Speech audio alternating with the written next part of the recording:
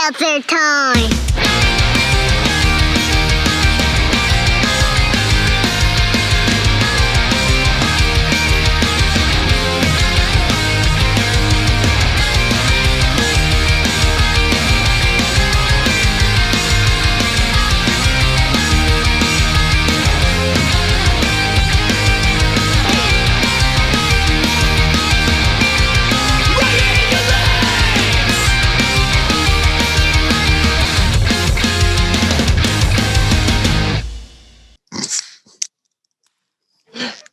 That was one of the only times I've ever opened a seltzer with two hands in a long time.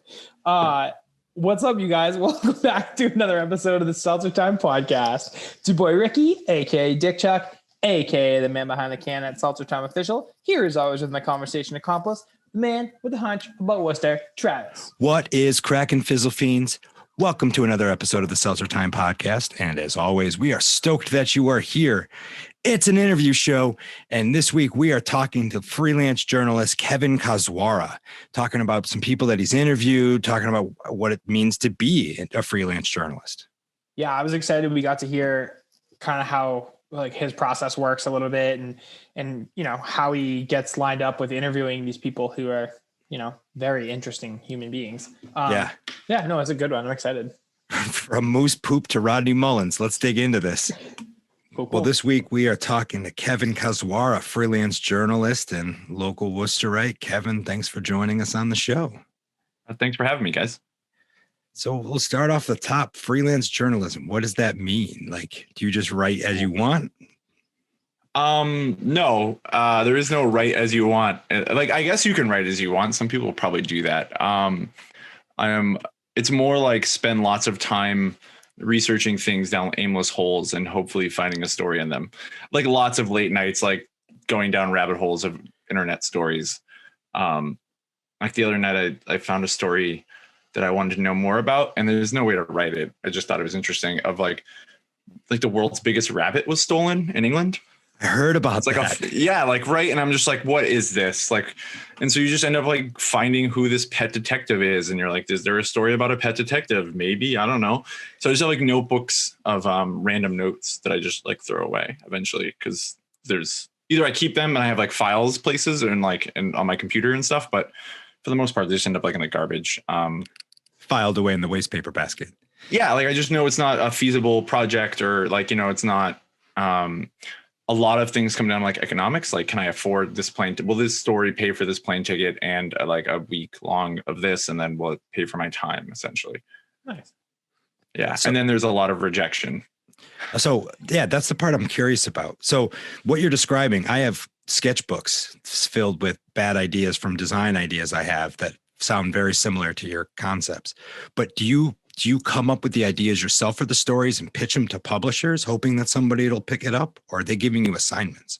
So it goes both ways. So sometimes people will reach out and be like, hey, look, I got this story idea. I read this story by you. Can you write this? Many years ago, I got an assignment to write about Frank DeFord, who's a famous journalist for Sports Illustrated, editor of this one time this thing called The National, which was supposed to be a national daily newspaper of sports. And they had read a story I had written about another writer of sports stuff. And they were like, hey, look, can you write this thing for the humanities medals? You kind of got this. And I was like, all right, done. And so sometimes that happens, but a lot of times editors will be like, hey, look, what do you got for me? What's your best idea? And I'm like, that's a totally subjective concept to me. I remember I pitched around a profile of Marquise Daniels, the former middling NBA player. He played for the Celtics, played for the Mavericks, Milwaukee Bucks. He was playing on the Bucks at the time, actually. And I was like, he does this thing where he's a rapper called Q6, and it's him and Gucci Mane. And this was right around before Gucci Mane really became mainstream. It was when he was king of trap music. And I was like, I want to know more about this. Who is Q6, right? And so a lot of people are he's a middling NBA player. He's not Allen Iverson. He's not Ron Artest, coming out with an album, or Meta World Peace, or the man formerly known as Meta. I don't know what he goes by now anymore. I actually don't either. Yeah, I forgot. I looked it up actually recently, Ron Artest. But yeah, so he's not that. And so somebody's just I don't know the point of this. And then finally an editor at this place called the Classical was like, defunct Classical was like, yes, please. And that was this guy, David Roth, who's like ran a bunch of stuff at Deadspin and now at Defector Media. And he's like, kind of like my go-to guy with my weird ideas. Okay. I'm like, I got this thing. I was like, there's this really good lumberjack down in West Virginia. Like he like wins a lot of lumberjack competitions. I'd like to find him and meet him. And he was like, go ahead. I'll see you. So sick. I was actually just talking about lumberjack competitions on Saturday night. So that's really weird that you brought that up because I've never talked about it in my life. And one of our friends, his girlfriend in college was part of a lumberjack team. I don't know I forget what they're actually called, but yeah, it was kind of weird. Wood chopping team? Something like that. There was like it was the thing where you like run up a log and like put a piece of wood. It was like that type of stuff. Like that's what this guy did. know. Yeah, it's Shay, Mike D's girlfriend. I was hoping you'd say that. She is so fucking badass. Anyway, yeah. So that's what these dudes did. They'd climb the tree, and this guy was like the best in like the United States and like one of the best in the world at it. And so like I went down and like watched him chop wood for a day and like met his family and like met his uncle was also really good at it. And so like I met him. His uncle was like a bowling ball. He looked like a bowling ball. And he's like, even with like a perfectly round head that was like bald and shaved. And like, he was like a lawyer in West Virginia and in Charleston, which is the capital, which is a city, I guess. That was a long night, like a long couple of days. But yeah, I mean, that's how it works. Like, is like, so what did I like? I have some stuff out now, like that I have to finish. And really, it's about like looking for things that looking for an angle on something that nobody else is looking for. Okay. And also, yeah, like, yeah, and like my niche is like finding weird people in the world, or like there's a former fiction editor at the New Yorker that I wrote about that makes cider in Western Massachusetts for like the oldest cidery. It's West County cider, and like Field was fascinating to me because his dad, this sounds terrible to say he's fascinating, but his dad died in a cider accident in their family home. And like, I was like, so he had left his position as like a fiction editor at the New Yorker to go like research wine and fermentation and write a book. And then he had to come home. So it's just like a wild, like, you know, like, what is that story? Like, where do you send that to? Like, who am I like, hey, this is a really good idea. Like some people drink cider. Yeah. Cider's a big thing. West County is amazing too. Like he makes some of my favorite American like ciders like ever. Huh. But and he works at the New Yorker, you said? He used to be a fiction editor at the New Yorker. Yeah. It's cool that it has like deep lineage in the family and it's just a weird, unique story.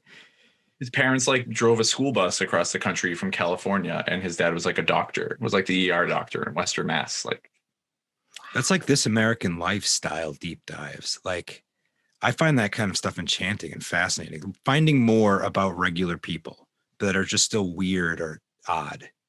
Yeah, like I met that woman that went viral, like that made moose poop like ornaments and stuff. Like she had like a viral video. She was on Tosh.0. Like I met her as she was planning to go on Tosh.0, and she lives in like Maine in the middle of nowhere. And like they were like all these little news stories. Everybody was just aggregating the same like story. Yeah. And I was like, well, who is this woman? Like, I mean, that's great that she made like a YouTube video. Like, what is that? Like, I mean, like, what we're just kind of mocking her. Like, you're just kind of mocking this woman in this story. So who is she? And like, I met her, and her like house had like moose poop everywhere, and her like dehydrating, and like they're making all these things, and she had been inundated with orders, and like was planning to go to Los Angeles to Tosh.0, and she needed her passport or a new license or something. And she's like, where do you even get that in 3 days? Like, I've never been on a plane this long, you know? And like, she's like, I've never been to California. And, you know, and she's like, she was talking, she's like, just telling me, she's like, I'm a lesbian and all, like, I'm so excited to see the hot lesbians. And I was like, I love every moment of this.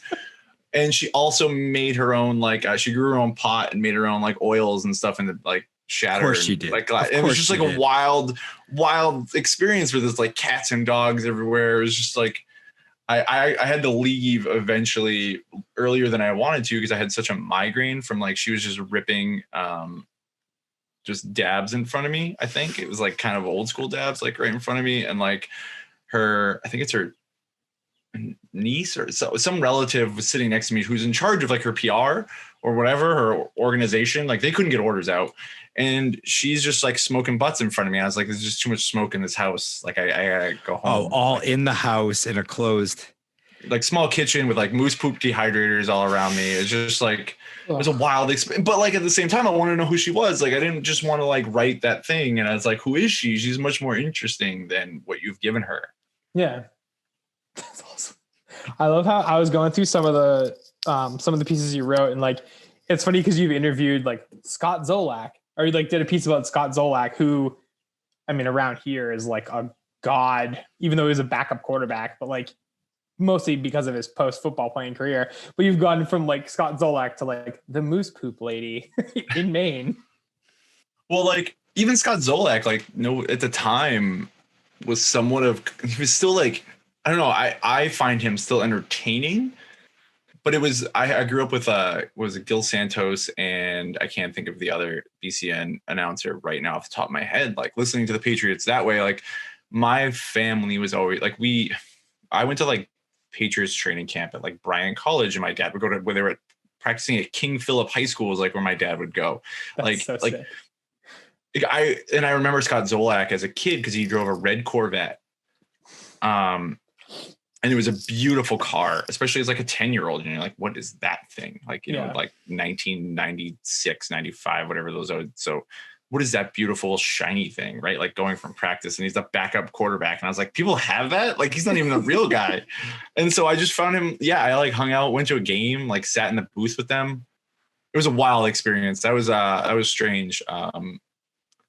So I kind of know through like channels through Mark Bertrand through UMass Amherst, like where he went. And so we kind of know same people. Like he worked at the radio station there, and I worked at the college newspaper there, and we like have overlapping friends. And he just like looked at me, was like, at one point he's like, yeah, you're like the only Democrat in this booth, like the only like left leaning man in this booth. And like the first thing I did, like the first guy I met is like the producer, and he's like just giving me crap about like Obama. And I was like, man, like I don't talk politics with you. Like I don't need that. Like I like go vote whatever you want to do. You have a sweater vest. Like I'm not here to report about you. Like this middle-aged man in penny loafers and a sweater vest. Like it's just that was a good story actually. Scott was really good. That was right after the Boston Marathon bombing cover story that Rolling Stone did. Okay. So it was kind of like a big deal because they like wouldn't allow, like everybody at that point in Boston was like boycotting Rolling Stone. And like, so like, I remember I got in the car that morning and I heard like on Toucher and Rich, like, and Zolak's in Rolling Stone. I was like, oh, I was like, they're just going to say terrible things about me. I was like, I don't know if I have this in me today. And it was good. It was like it was an interesting few days. Thankfully, no one looked me up or called me and did anything. And I could just hide. It was like nice. You know, it was like nobody paid attention to the byline. I was like, thank God. There you go. Damn, dude. So recently, I know you did an article on my dude, Tom Colicchio, Top Chef. Yeah. What was that like? I've never watched Top Chef until probably like 3 months ago. Like I don't watch TV. So until like the pandemic started, my girlfriend's like, good, now I've got you home. Let's watch stuff. So she's been catching me up on all the things that people have been watching for, 15 years or whatever. And we started watching Top Chef and I was like, cool, like this is fine. And I actually didn't like Tom at first. I only liked Gail. And then we watched Tom's Hot Ones. And ever since then I was like, this dude's fucking awesome. And like, the more I watch, the more I kind of get into him. And then I know you released that story and it was pretty awesome. Well, I think Tom is one of the more interesting people in food. And also like, I think Top Chef revolves around Tom in a way that I don't think many shows revolve around a judge, if that makes sense. Like definitely he's barely on screen, but his voice is like kind of sort of like the guiding light. And the reason I like Top Chef as opposed to any other reality show is that it's really not about the forced, like the first like 3 seasons are really kind of like towing the line of like, oh yeah, I rewatched every season for this story, by the way, and took notes. Really? So like, that's like, yeah, it was a bit obsessive. And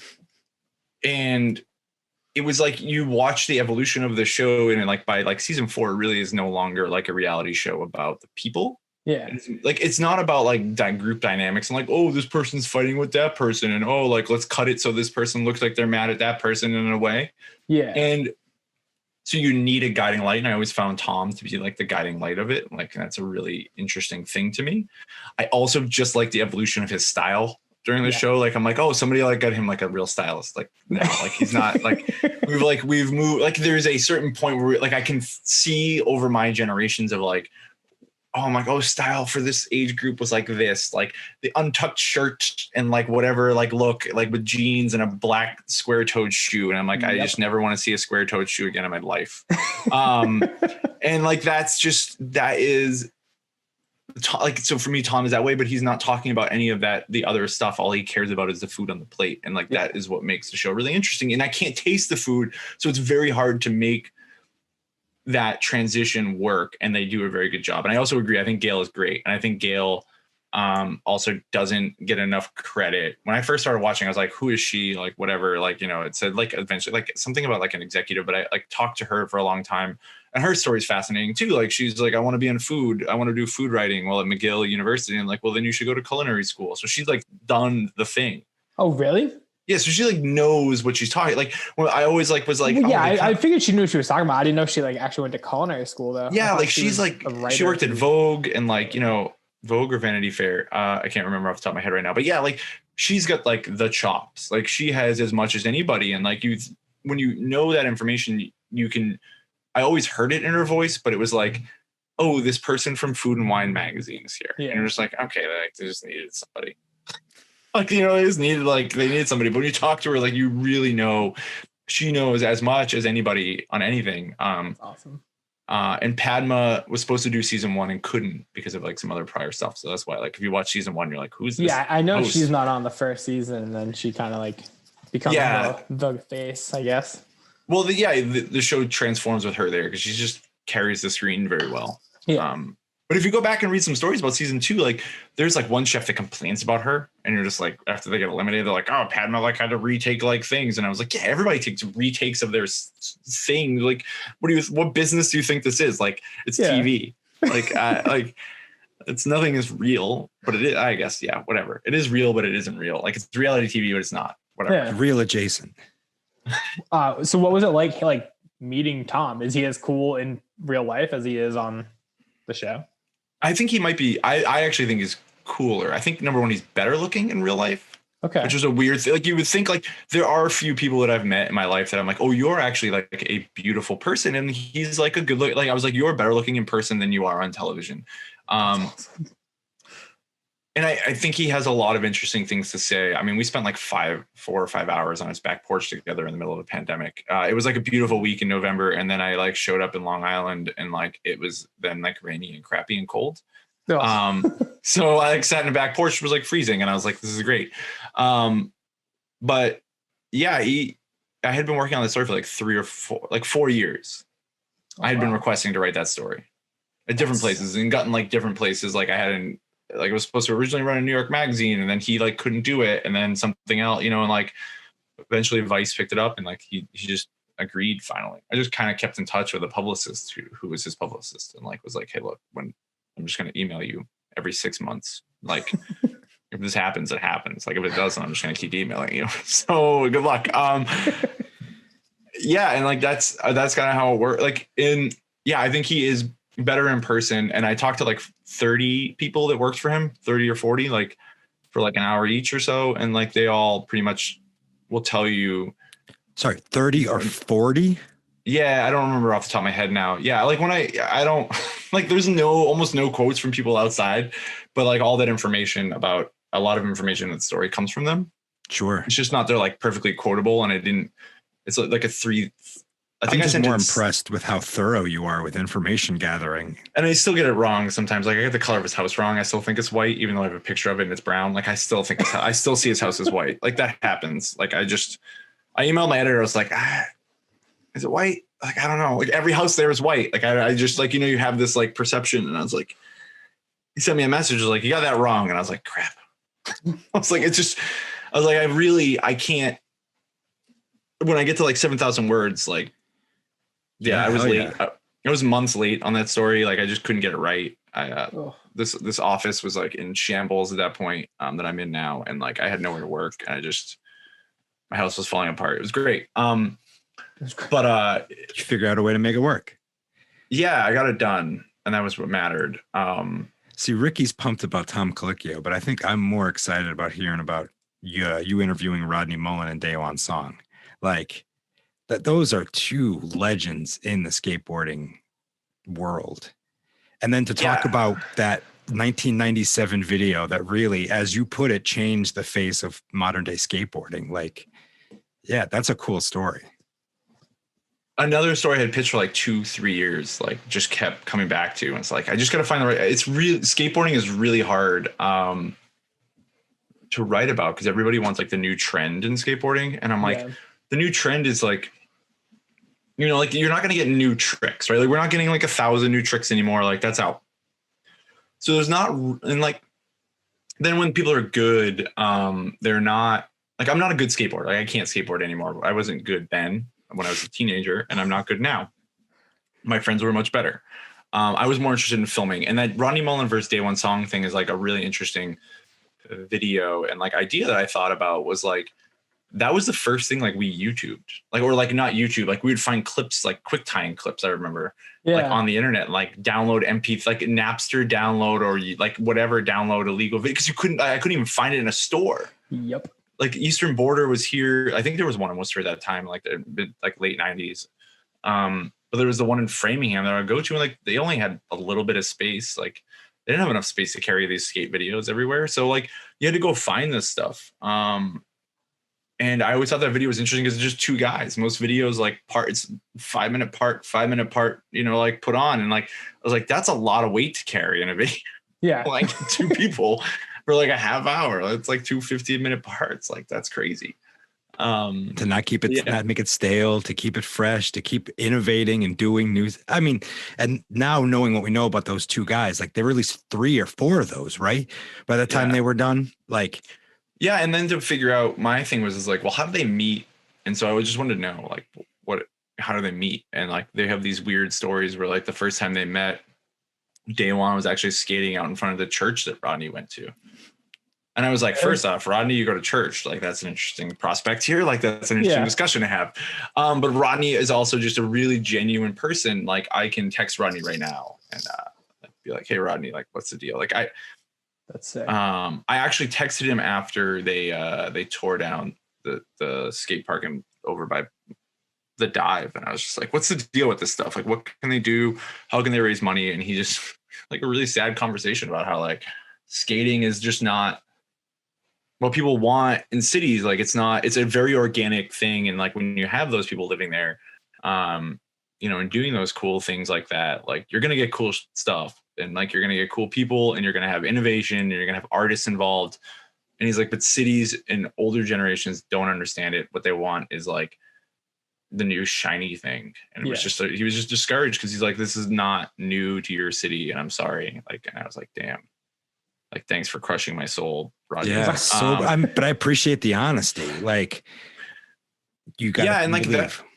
Yeah, and like the thing with Rodney was like that story I had been working on forever, and like I called like a lot of people, and like when Tony Hawk calls you. So you did interview Tony Hawk. I wasn't sure if you pulled that from somewhere else or that. No, we talked on the phone for like a pretty good amount of time. That's awesome. When like people like that call, like some other people called too, and I was like, wow, this is like my 15-year-old self is like jumping up and down in my bedroom, like type of moment. And I don't have those. Like I don't get starstruck. I don't like, you know, like I was like one of my favorite players to watch in soccer is Lionel Messi, and I've stood next to Lionel Messi like a few times, right? And like I'm just like, it's the little guy. He's like a little person. He's just like a little guy who's next to you, and like you're like, that's cool. And like you go with it. And but like when Tony Hawk and Rodney Mullen called me and Daewon Song, I was like, this is kind of a weird day in my life. Yeah. When I could play you as a video game character, I can get starstruck. Well, like I've been in baseball, like in baseball locker rooms and NBA locker rooms. And like I'm just like in the NFL locker rooms, and like they're just kind of they're kind of like, they're just normal people to me. I mean, not NFL players. Those guys are really big. And so are NBA players. Like, in fact, NBA players, when you stand next to them, you're like, oh, that's another person. Like, they're like, I often tell my wife, like, I'm like, so like Kemba Walker plays for the Celtics. Like, I'm 6'1", 6'2". He's like just barely shorter than me. I'm like, he's a very small man in the NBA. Yeah. So when I was like, when I wrote a story about Kevin Garnett and Paul Pierce going to the Nets after they got traded, and I went down to Brooklyn, and I'm like hanging out in the locker room waiting hours. Like, they waited forever. They tried to outweight me, and they actually ended up outweighting me. And that's what I used as like a thing. And it, like, those, like, the men in that locker room are the big, like, they're just huge. Like, you just don't realize how big they are. Like, because they all look similar sized, if that makes sense, because they're all like together. And same with NFL players. I once was doing I was like just working, like, I was at a New England Revolution practice, and the Patriots were at training camp, and 2 linemen came down, were kicking a soccer ball, and they were like, do not tell anybody we're doing this. But 2 offensive linemen, and the soccer ball looked like a little M&M in shape. Like, it just like looked like a small, like, little, out of comparison. Like, yeah, it was like a croquet ball to them. Like, when you and I would stand on a croquet ball, and I was like, they could pop that. Like, that could happen in a second. So it was like, just when you stand next to those people, it's like comparison. I'm always like to people, I'm like, you have no idea how large they are and how fast they move. Like, people are like, I could beat that guy at this. I'm like, you have literally no idea. Like, you couldn't beat them just because they're bigger than you. Yeah. Their stride is 3 of yours. Just, they could just like stand over you and put the ball in the net. Like, it's like, like that stupid thing where they hold your forehead. Yeah. You're just waving your arms. Well, like, they banned dunking because of Kareem Abdul-Jabbar, then Lou Alcindor. Like, you don't think like this man is so much taller than they literally had to change the rules because he could just, and those are like, and like, that's like a thing in the college basketball. Like, well, you're done. No more dunking. Like, we're out. Like, so he just like would put the ball in the net. Like, that's just, to me, insane. Oh. Uh-oh. Sorry, guys. I don't know if you know what charter internet's like, but that's what it's like. It does that. So are you working on anything cool? Like, or can people expect anything from you soon? You still kind of pitching stories? And yeah, so I got like, what is it, like 3 or 4 things right now. I'm trying to finish a book of essays. Oh, whoa. That's a little more difficult. So I'm trying to do that, trying to like, that's like in preliminary talks with people. And then I have like I have a big story for Boston Magazine that I just hope it doesn't get killed. It's like also that I've been working on for like 3 years. Right now I have a 15,000 word draft that is like, needs to be cut down to 4. So it's 11,000 words that I have to cut. So that's a lot. And then I have like, I got a New York Times style feature like that I'm working on that should be good. We'll see. It's all over Zoom, this one. So it's like very hard for me, like, to figure out what to do. I'm very much a tactile, like, go places person. Sure. Most stories I write, like, I meet the main person, and this one I have to interview them over Zoom many times because like traveling to England is just a little too difficult. Yeah. Even as a vaccinated person, like, they're just not going to insure me, and like, I don't blame them. Makes sense. Yeah, it's like, I had some really cool stuff happen, and then the pandemic hit. So like, I had just finished a big feature for Vice on dairy farming in Vermont, and was like, let's talk about heroin and needle exchanges and like stuff. And they were like, yeah. And I was like, there's this cool like program in Maine that I like heard about. And I was like, let's go do that. And they were like, yeah. And I was like, and it's like nationwide now. So can I go to West Virginia? And then like, literally they were like, the day I had my call with my editor, he's like, we're grounding all reporters. I was like, that's fun. And totally understandable. So there's like those, like, stuff like that happens. And so like, I'll come back to that. That's a story I've been pitching for like 2 years before that and trying to find the right editor. And that's also like, I don't know, a lot of people think like journalists at like a newspaper, like you get to know your editors, or like in a magazine. And like, I have to like follow them kind of, because everybody's kind of getting fired and laid off and let go and somewhere new. And so like, you kind of have to like find somebody you trust and like somebody that knows your sensibility a little bit. And that's the hard part. Sure. Because so I've explained to people, like, I write backwards. Like, I don't write sentences the normal way. So I have to like rewrite everything. Okay.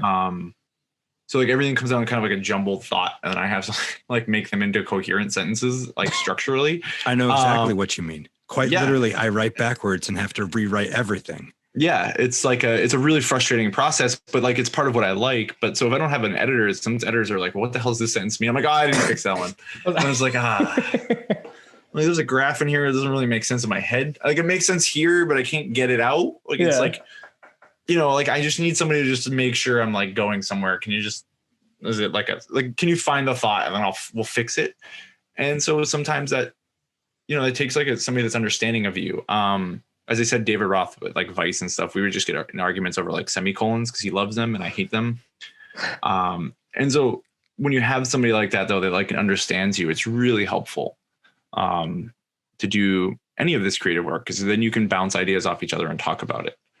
It also helps if editors call you instead of talking to you via email because like just talking through things is much easier when you get up to like over like 2,000 words, when you get up to like 4,000 or 5,000 words, things to me to make a lot of sense. And then to make like a lot of sense that you need to keep your reader structure is super important. I mean, I like go on, like you can be the best writer in the world, but if your structure sucks and like you just give everything away too early, or you don't trust your reader enough, or if you're playing with them too much, or there's just so many things that can go wrong when you get to like a really big point. The thing that I read most is like, frustrating to me is when like a writer is like pandering to a reader. Okay. Like they've come here, like you don't pander to me, don't like make me feel like, don't talk down to me, don't talk down to your subject. Don't make it cutesy. And like that is all like comes through like good editing too. Like your editor should be like, no, like trust these people have come to you. Like they trust that you know everything. When you, like I say, like I interviewed like 30 or 40 people, like I'm trying to know everything. So like I bought all of Tom's cookbooks when I did Tom Colicchio's story. I went through the archives of like Tom Colicchio. Like I went through like the New York Times archives and like a Newsbank archives. I've been working on a profile of Jaylen Brown for 3 or 4 years, Celtics small forward guard. Yeah. And like I've talked to high school coaches, like former like teammates, like AAU coaches. And then I like went through the banks of the Atlanta newspapers, like about his high school career and AAU career. Like you have to like trust that you know every detail so that your reader trusts you. Like don't make it like, don't make them know, like don't tell them like I know everything and you don't, like, right? Like that's kind of what you're doing when you're pandering them. It's like, I know everything, I'm the authority, or like I don't know enough, so I'm going to write around the fact that I don't know enough. Okay. Yeah. So I mean, because some of my favorite profiles are like write-arounds where like the person didn't cooperate. And that becomes part of the story. Yeah. Yeah. Or you just don't make it known that they didn't cooperate. You can do that. Like you can do a very good job of that if you talk to enough people.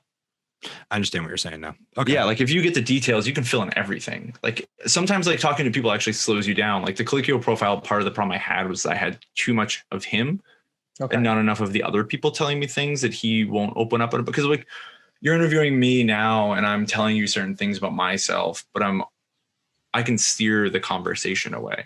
You could cherry pick where you want to go. Cool. Yeah. Like my wife already she's like, don't embarrass us. Like, cause I will cherry pick and I'll go to some safe places that like are funny, but might not, like they'll be funny here, but they're not at all. Like I know where I'm going to get out of something. Okay. And so when you talk to some people, that's what happens. And that's actually why you want to interview them like more than once. Cause you want to, if you can, cause you want to like get them to open up and let their guard down. Okay. If that makes sense. No, yeah, it absolutely totally makes sense. Well, the more times you talk to somebody, the more comfortable you are talking to them. So yeah, they're going to be a little more candid. Yeah. It's not even the candidness. It's just our memories are really funny things too. Sure. So, yeah. And so like you can spur a thought by talking to them again, which then gives you the details you need of the previous conversation. Because your brain will be thinking about it subconsciously in between those two conversations. Fascinating. That's amazing. I've read way too many things about like reporting and writing about this stuff, like to like.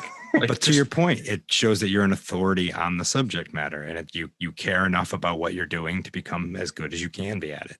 Yeah, like when I wrote about beer, like I brewed beer. Like I was like, I'm gonna learn how to brew beer. Like it's just like when I was writing beer reviews for people and writing beer articles, I was like, I'm just gonna go, like I should learn how to brew beer before I can write about this. Yeah.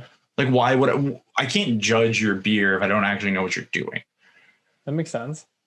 And that's the hell out of that. I'm like, my beers are fine. They're okay. Yeah. But I've I knew only with- brewed beer once. I love beer and I love pouring it. I love talking about it. I fucking hate brewing it. It is not a thing that I enjoy doing at all. Do it on an electric stove. It's miserable, right? Like, it's just like, what is the point of this process? Like, what am I doing? Why does everything have to be so sanitary? Like bottles will explode and you're just like, why? There's glass everywhere. Like, none of this is good. See, that's why I stick to smoking weed. See, so Kevin, you should grow weed to learn how to like talk about more weed. There you go. That's your incentive to grow weed, I guess.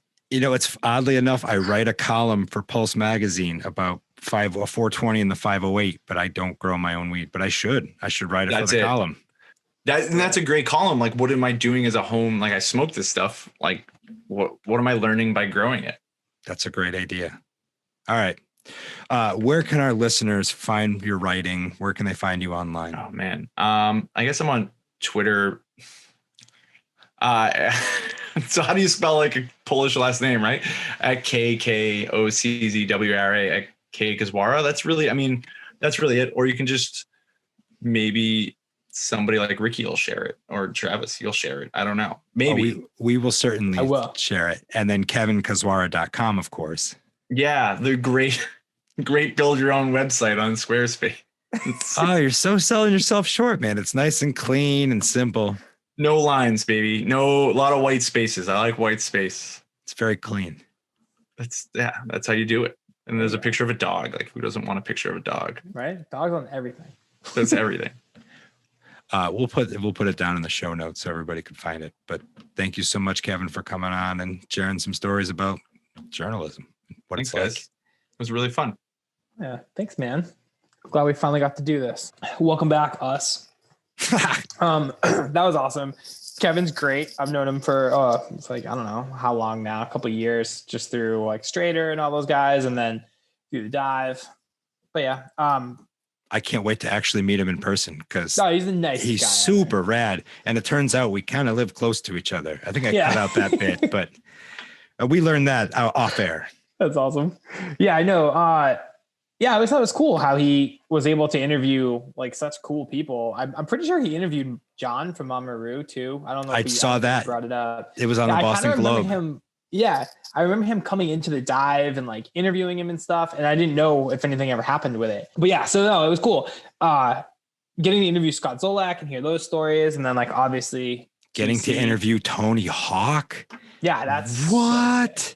There's not many people that would make me starstruck outside of like Pharrell and like maybe George Clooney, but Tony Hawk is one person that I would be like, holy shit, this is sick. There's a lot of people I'd say, holy shit, this is sick, but there's like only a small handful that I would be like, I might be nervous right now. Tony's one of them. Now that I'm older, like I don't get as starstruck, but like I think Tony Hawk would get me. I think if I actually met Tony Hawk in person, I would know what I would call him Mr. Hawk. I would feel it necessary. I don't know. I'm not even like, I can't skate to save my life. Same. I'm a fucking dumpy rollerball. Like that doesn't belong on a skateboard. Yeah. No, it's just Tony Hawk's cool. I don't know. We could do a whole episode. We should do a whole episode about how awesome Tony Hawk is. Cause I could go for hours. We can very few of those hours will have anything to do with skateboarding. This summer, we will do an episode of our show, which comes out in 2 days, where Ricky and I play Tony Hawk, and it'll be like a video game. We'll screen cap it and just have a normal conversation, but we'll play Tony Hawk. I'm into it. That'll be a fun fucking episode. We might even stream that on Twitch. Let's do it. All right. Well, until we figure that out, you could find us at SeltzerTime.com. I'm Hunchback Travis on most social media things. You guys can find me at DickChuck77, Seltzer Time Official, every platform. We out here. Yeah, find us, friend us, love us. Yeah, no, that about sums it up.